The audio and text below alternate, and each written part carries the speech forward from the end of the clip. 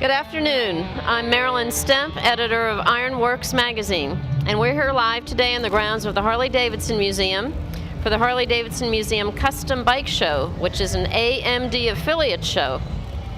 We're here in this lovely setting, having a lovely day here in Milwaukee with perfect temperatures, and we're chatting with some of the builders who have entered bikes into the pro classes for today's show.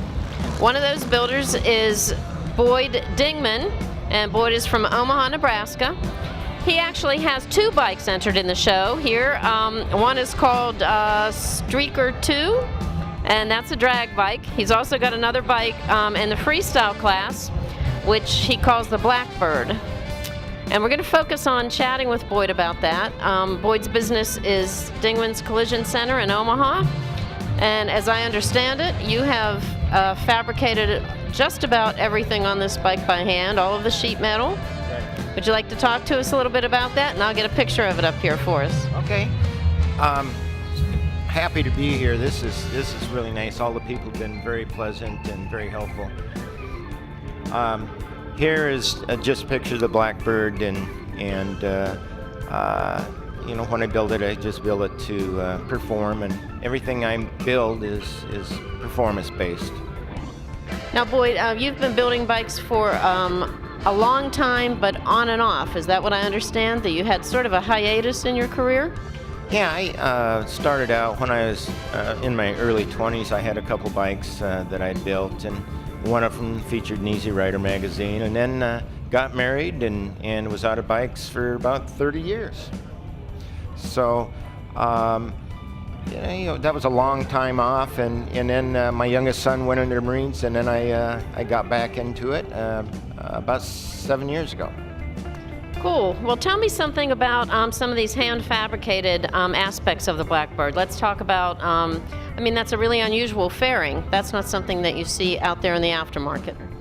No, I just started to design the fairing off of the handlebars and the headlight, and come up with that design, and then we finished off with the windshield on that. And how about the gauges, the gauge cluster? The gauge cluster, it also comes off the handlebars and in the same fashion with a bit of the same design. I see. Now let's talk a little bit about this engine, because there's some unusual aspects. As I understand it, you started out with an Ultima engine, a race-only version, and then tell me what inspired you to adapt it. Well, after I got the motor, I decided to build a dual intake manifold and put some larger carburetors on it. And then from there, I was trying to decide how I would make the air cleaners, and then we come up with this design to have the ram air effect, and I'm happy with the ram air. I guess you should be. I heard it start up a little bit earlier, and it does make a bit of a rumble. Oh, it sounds sweet. I'm anxious to really get on it. It's been only running for a couple days. I've ridden it about 3 miles, and really haven't had a chance to really get on it yet. This particular image shows us a little bit about this unusual paint scheme that you have going on here. You know, people probably walk by and think that's a black bike. Correct. But it really is not a black bike, so tell us about the paint.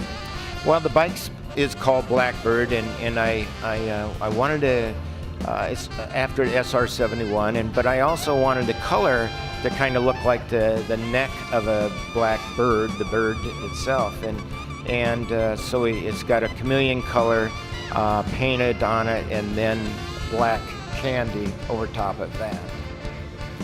So you know, out in the sun, it'll change from blue to purple, and it's pretty cool.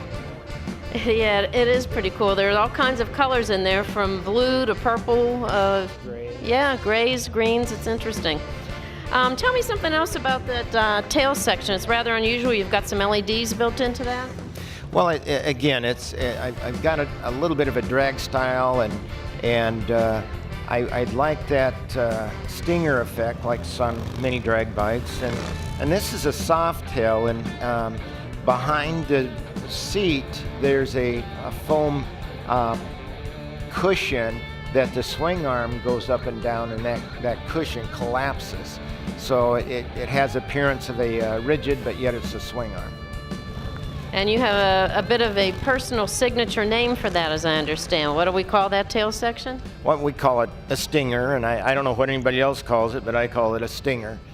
Yeah, it sounds like after hearing this bike start up and seeing the ruckus that it causes, I think a few people will be stung. They may. They may. Well, thank you for joining us, Boyd. We appreciate the input on the bike and a chance to get a little more information about it other than what we can pick up by walking by. You're so welcome. We appreciate it. And we'll look forward to hearing about more of these great bikes here at the AMD Affiliate Pro Show. And I should mention one more really important thing. This particular motorcycle will be featured in an upcoming edition of Ironworks magazine, and we are proud to have it. We appreciate the opportunity. And we thank you. Okay. Take care, all.